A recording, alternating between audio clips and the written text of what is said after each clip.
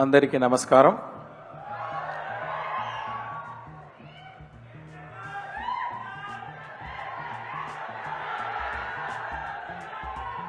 వస్తుంది ఇప్పుడు భారతీయుడు ఫస్ట్ పార్ట్ తీసే తర్వాత వేరే పిక్చర్లన్నీ వెళ్ళాను. ఒక్కొక్క పిక్చర్ అయ్యే తర్వాత నేను న్యూస్ పేపర్ చదువుతాను.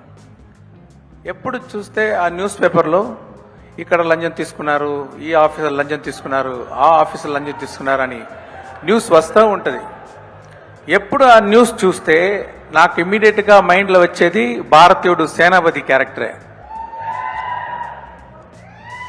కానీ ఒక్కొక్క ఫిలిం అయ్యే తర్వాత న్యూస్ పేపర్ చూస్తే ఇదే మళ్ళీ భారతీయుడు రావాలి అని మైండ్లో వస్తూ ఉంది. కానీ పర్ఫెక్ట్ స్టోరీ రాలేదు. 2.0 టైంలో నాకు స్టోరీ కరెక్ట్గా సెట్ అయింది. సరే ఓకే ఇది చేసేద్దామని కమల్ గారి దగ్గర వెళ్ళి స్టోరీ చెప్పాను. ఆయన కూడా నచ్చింది.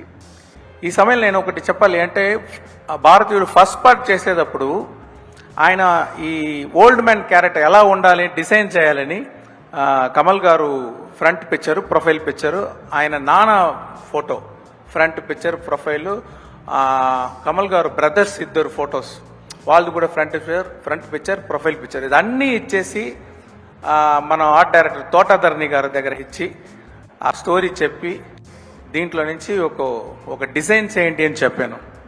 అప్పుడు తోటాధరణి గారు డిజైన్ చేసిన స్కెచ్చే ఇప్పుడు సేనాపతి క్యారెక్టర్. అది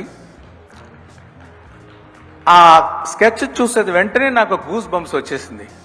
అక్కడ మనం ఇమాజిన్ చేసిన క్యారెక్టర్ ఎంత బాగా వచ్చిందని.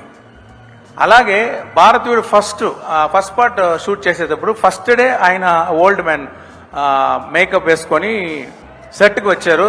చూసిన వెంటనే గూస్ బంప్స్ వచ్చేసింది. అలాగే 25 సంవత్సరం తర్వాత ఈ పార్ట్ 2 చేసేటప్పుడు మేకప్ టెస్ట్కి ఆయన గెటప్లో వచ్చేటప్పుడు సేమ్ గూస్ బంప్స్. మీకు కూడా అది వస్తుందని నమ్ముతున్నాను నేను.